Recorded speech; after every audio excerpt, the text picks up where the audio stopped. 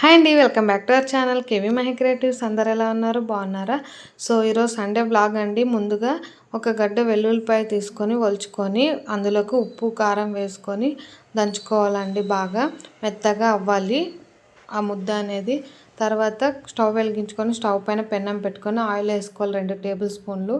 అందులోకి కరివేపాకు వేసుకోవాలి, ఆవాల జీలకర్ర కూడా వేసుకొని కొంచెంగా చిటపటలాడాలండి ఆయిల్లో.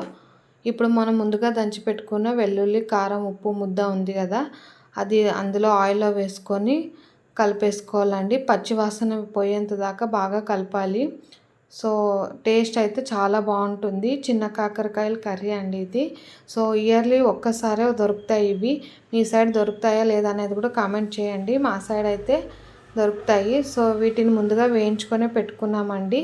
సో ఇప్పుడు అవి వేసి కలిపేసుకోవాలండి. చాలా చాలా సూపర్గా ఉంటాయి. నాకైతే చాలా ఇష్టము. రాయలసీమ సైడ్ అయితే చిన్న కాకరకాయలే అంటారు. ఒక్కొక్క ప్రాంతాన్ని బట్టి ఒక్కొక్క పేరు ఉండొచ్చు. సో మా సైడ్ అయితే ఇలానే పిలుస్తాము.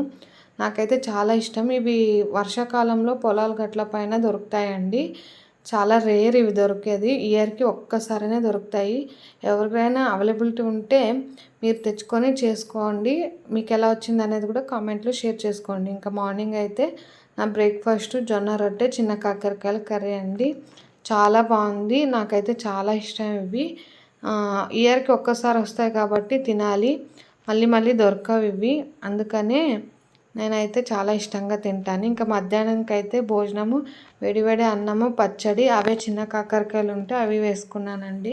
పచ్చడిలోకి కొంచెం నెయ్యి వేసుకొని తిన్నాను. చాలా సూపర్గా ఉంది వేడి అన్నం పచ్చడి నెయ్యి. సో నా వ్లాగ్ మీకు నచ్చినట్లయితే లైక్ చేయండి, షేర్ చేయండి, సబ్స్క్రైబ్ చేయండి. Thank you for watching. ఇలానే సపోర్ట్ చేస్తుండండి.